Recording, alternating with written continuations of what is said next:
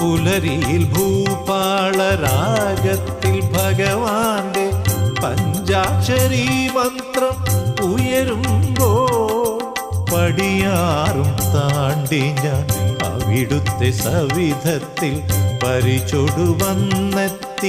നിന്ന പുണ്യം എൻ്റെ പരിതാപമൊഴിയുന്ന സത്മുഹൂർത്തം.